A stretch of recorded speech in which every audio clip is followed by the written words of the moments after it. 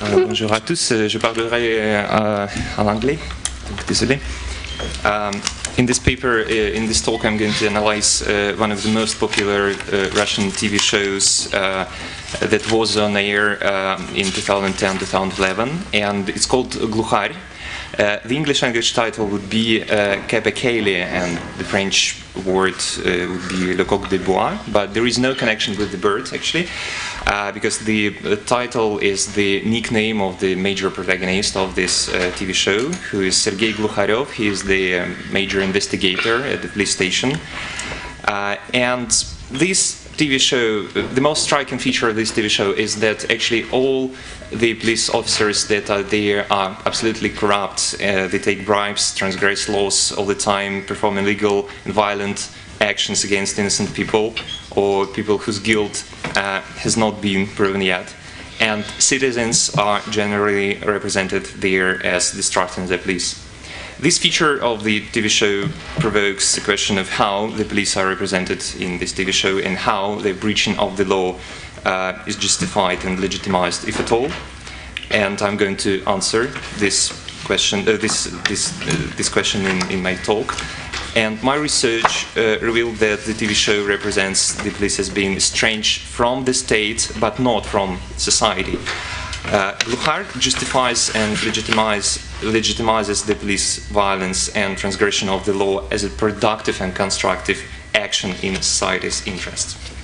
Glukharь was divided in 3 seasons, and it had 160 episodes in sum, 45 minutes each.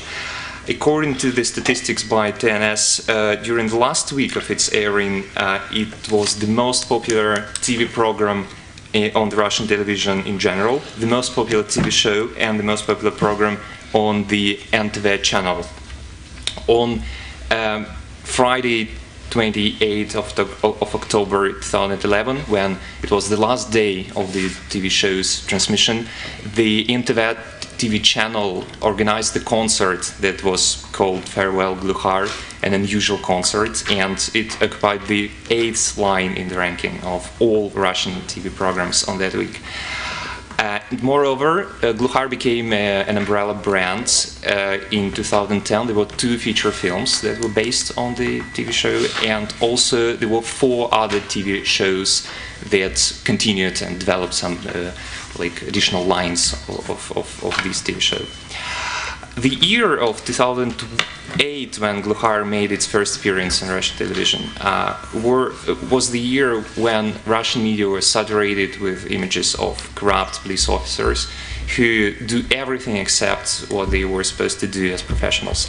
One of the most emblematic affair of that time was called so-called Ben Cops affair that lasted from 2003 till 2006, and in 2008 there were consequences and on media, consequential talks on media about this affair.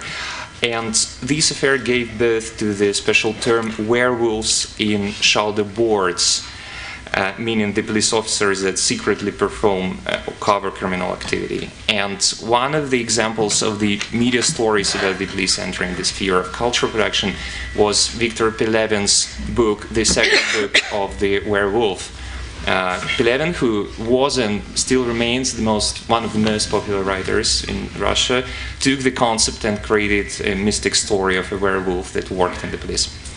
Later in 2009, another important event took place that resonated in Russian media and society and brought to the fore the role of the police in public discourses.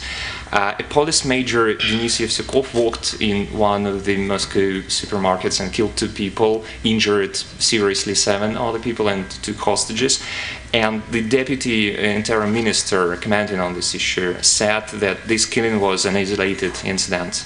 As a response to his remark, the Russian version of the Esquire magazine published in its January 2010 issue a material that looked like a calendar and was called "We are working 24 hours and 7 days per week," and the calendar contained daily reports about crimes committed by the police against civilians throughout several months of 2009.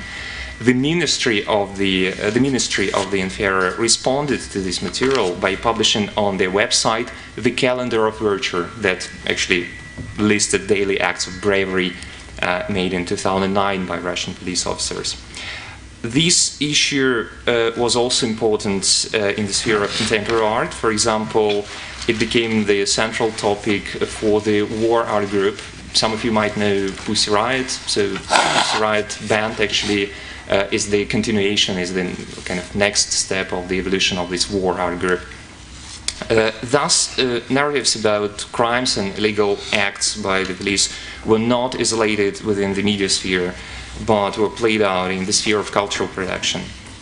As we can see, the image of the police that seemed to dominate media and cultural and art discourses at that time was that of a bad cop that transgresses law and threatens the society by his or her uncontrolled power. And there is a paradox in these narratives. Yesterday we were talking about Max Weber and his idea of the state as the agent that has a monopoly on power and force, that normally implements this power through repressive actions and repressive apparatus. I believe that an episodic action of the police which transgresses law, but is, when it's taken against criminals, can be justified and legitimized within this model. I'm not sure that Weber would agree with this idea, but I think that the Weberian model permits the lawlessness of the police as a temporary state of exception. And this issue of the monopoly of force has an additional dimension regarding the context of the Russian history, because actually the question arises of what the police represent, the state as a repressive bureaucratic system or the citizenry. After the revolution in 1917, the police, the institution, the organization was called the police, as in Europe, were renamed and rebranded, and it was called militia. That meant the voluntary People's Guards. The Soviet militia, as this kind of guard, existed for 1 year, and then the state transformed the militia into the professional organization, but the title remained the same till 2011.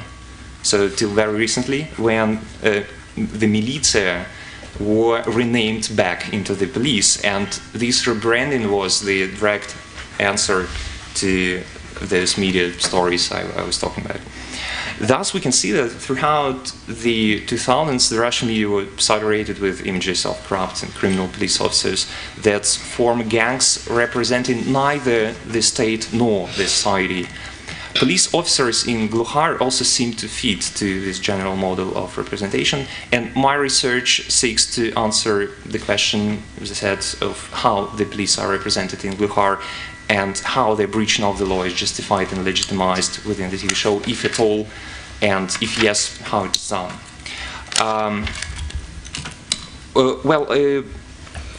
The method I used was that I watched 9 episodes of the TV show and selected scenes that contained references to categories, such categories as legitimacy, law, order, violence, justice, power, security, crime, morality, norm control, or included judgments on police officers' work or their own self-descriptions.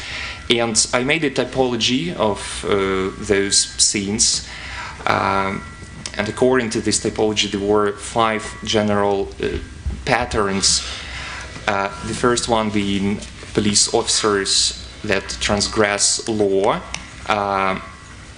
but propose justifications and explanations of their transgressions. Then seemingly illegal actions were described as humane and made in society's interests. The corruption, the term of corruption was redefined as gratification. Media stereotypes of the police were deconstructed within the TV show. And finally, it was pointed out that the police carried out a religious mission. In this talk, I will talk about two stable patterns that I discovered. The first one that I haven't mentioned in the list is the transformation of the figure of the outsider into a sort of native informant within the organization. The first series, the first episode of the TV show shows Nikolai Tarasov, who is the law student, and he carries out a internship at the police station.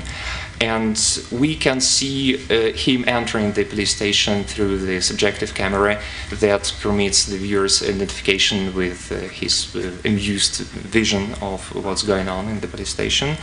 And he is a carrier of normative expectations from the police that consist in the idea of following norms, regulations, all the instructions, and his vision of society is as Gesellschaft, using these German mutations, collide with the reality of the policing, and he gradually becomes acquainted with justifications that police officers used. But there is a meaning struggle in several scenes where Nikolai's faces those transgressions, and gradually he becomes the supporter of the police. And I'm going to show you a small extract where he is talking to his father, and he's faced with accusations of the police, and he tries to justify it.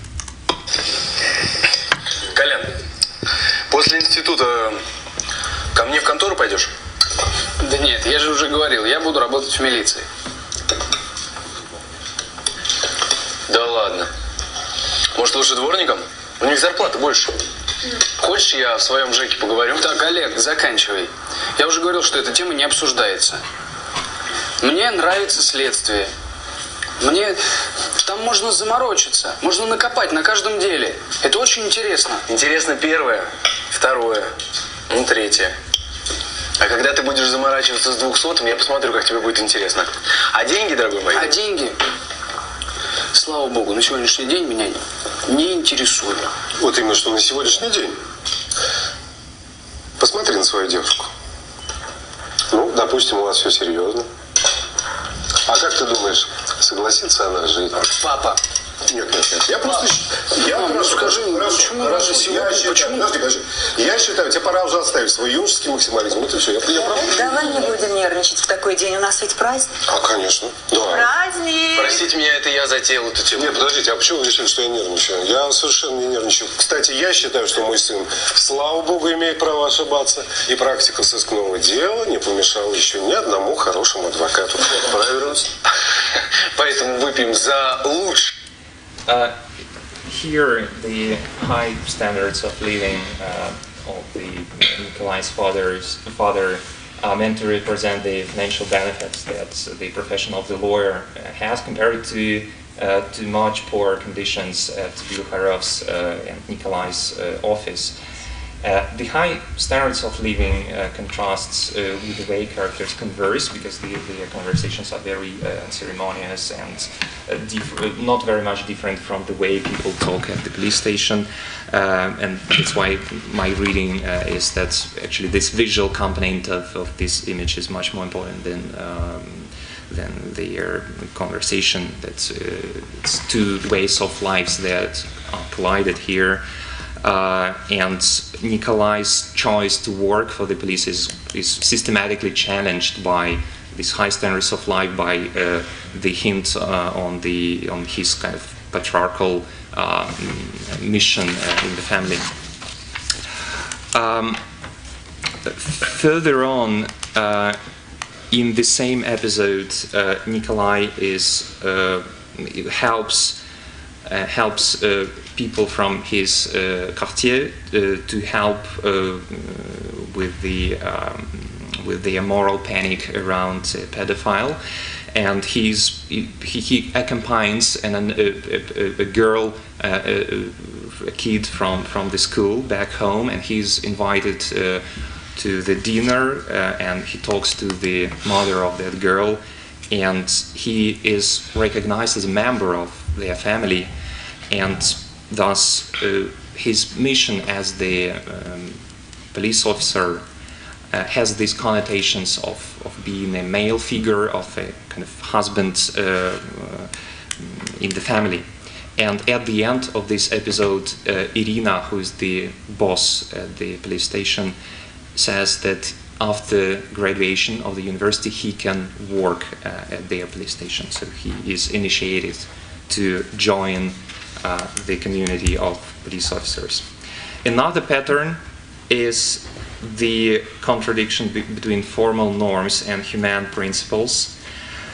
People from outside the police in the TV show regard informal and illegal actions by the police as traditional or effectual, while Glukharov, the major protagonist, does not play his actions off legally, but rather acts and presents them as value rational, and he gradually he systematically refers to some philosophical and ethical principles and values that are behind his actions.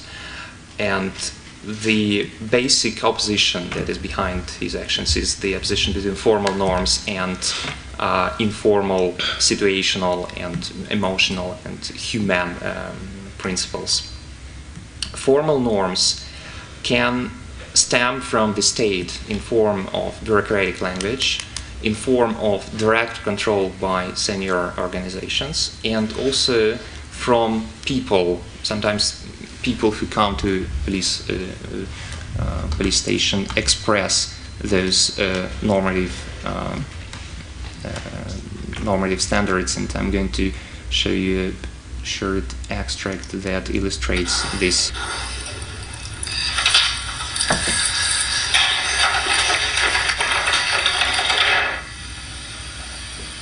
Я к вам по поводу угона. Меня дежурный направил. Да. Жигули 14 модели, да? Проходите, садитесь. Тимур, я как узнал, сразу к вам. Опять сволочь, а? Ну ничего, теперь я буду знать.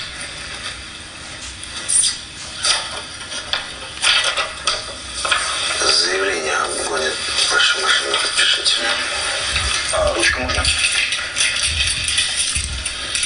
Да. Это я всегда. Вы знаете, вот я смотрю на, так сказать, молодое поколение и поражаюсь. Вы мне, конечно, простите,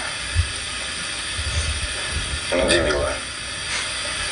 Вот вы скажите, в нашем с вами детстве разве было такое, чтобы курили, пили, машину гоняли? У нас разное с вами было детство. Да. Ну, а все же. Заявление написал. Свободен. Да, спасибо. Простите, а сколько им за это светит? Двоим по году условно, наверное. Третий уже привлекался, поэтому 2 года условно, но это вряд ли. Что?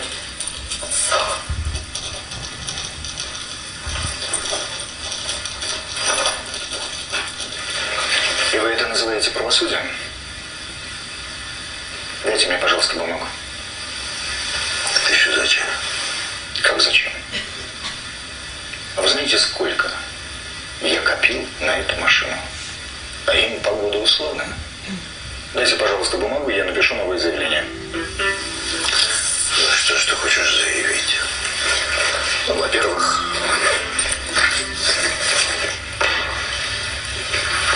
об угоне.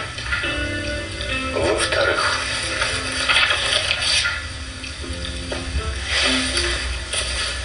о порче чужой собственности в крупном размере. И в-третьих, каково это хулиганство,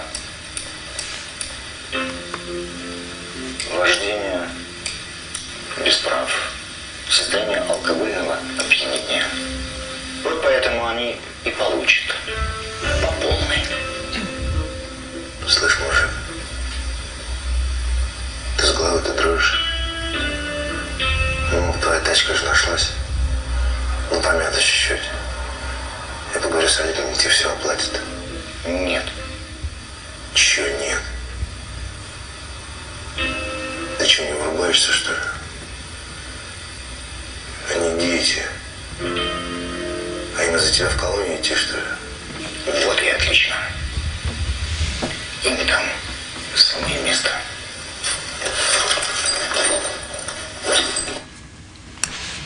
Thus, Vadim demands the realization of the formal norm, while Glukharov is shown as the agent that customizes the law to the concrete circumstances.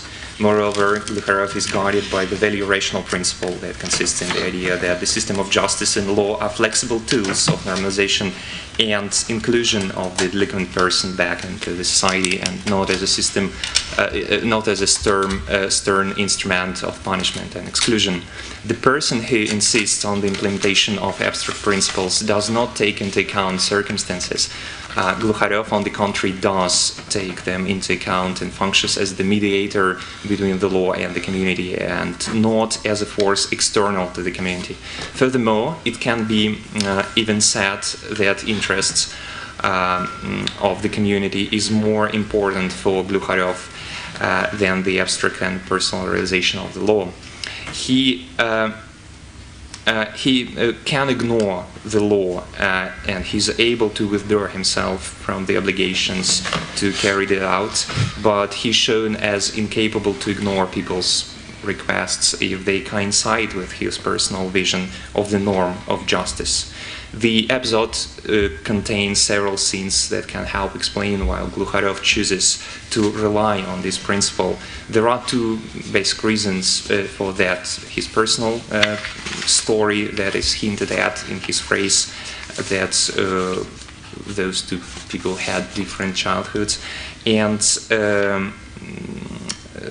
actually it's explained in this TV series that when he was a kid he stole a car too with his friends, and his another conceptual reason is that he regards his mission as the police officer as someone who returns the deviant personality back into the society. Glukharov proposes one of the kids' parents to pay Vadim to repair the car, and then when they fail to arrange that, he himself organizes the repair through his informal connections at the car repair shop, involving one of the kids who happens to have a part-time job there.